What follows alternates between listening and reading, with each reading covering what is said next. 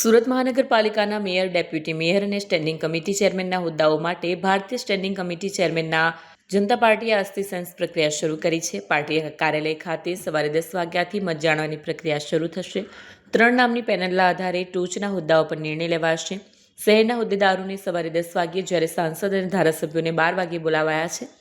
તમામ ચૂંટાયેલા પ્રતિનિધિઓને બપોરે 1 વાગ્યે હાજર રહેવાની સૂચના અપાઈ છે.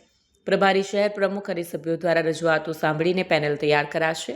લોકશાહી પદ્ધતિથી મેયર, ડેપ્યુટી મેયર અને સ્ટેન્ડિંગ કમિટી ચેરમેનના નામો નક્કી કરાશે. ભાજપ પ્રમુખ પરેશ પટેલે જણાવ્યું કે પાર્ટીના તમામ પ્રતિનિધિઓના મંતવ્યોને માન આપીને નિષ્પક્ષ અને પારદર્શક રીતે આ પ્રક્રિયા હાથ ધરવામાં આવશે. આજે સુરત શહેરમાં અમારા 115 કોર્પોરેટરની જે જીત થઈ છે એ ભવ્ય જીત બાદ સુરતમાં ભારતીય જનતા પાર્ટીના જે સાયન્સ લેવાની પ્રક્રિયા છે એ સાયન્સ લેવાની પ્રક્રિયા પાછળનું કારણ એવું છે કે દરેક ઇન્ડિવિજ્યુઅલ, દરેક કોર્પોરેટરો, અમારા દરેક 30 વોર્ડના પ્રમુખો, મહામંત્રીઓ, અમારા ધારાસભ્યશ્રીઓ, અમારી સુરતની ટીમ, અમારા સાંસદ દરેક ઇન્ડિવિજ્યુઅલી આવીને એમના પોતાના વિચારો રજૂ કરશે આ કમિટીની સામે.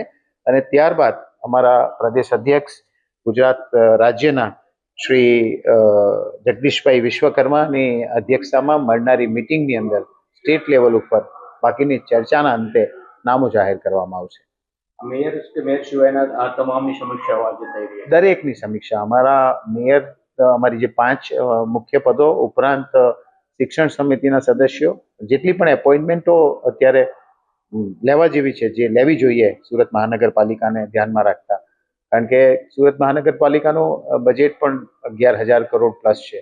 એ સંજોગોમાં અમે ઈચ્છીએ છીએ કે આ સેન્સ પ્રક્રિયા દ્વારા સારામાં સારા વ્યક્તિઓને આપણે એપોઇન્ટ કરીએ, જેથી કરીને સુરત શહેરનો વિકાસ, કે જે વિકાસના નામ ઉપર આજે ભારતીય જનતા પાર્ટીને સુરત શહેરના પ્રજાજનોએ ખોબે મત આપ્યા છે. તો એ વાતને પણ અમે ધ્યાનમાં રાખીને સુરત શહેરના વિકાસ, સુરત શહેરની સમૃદ્ધિ, સુરત શહેરની સ્વચ્છતા, આ દરેક વિષયોને ધ્યાનમાં રાખીને સારામાં સારી ટીમ સુરત શહેરને મળે એની કાળજી લેવામાં આવે. કેટલા દિવસમાં મેયર મળી જશે સુરત શહેરની?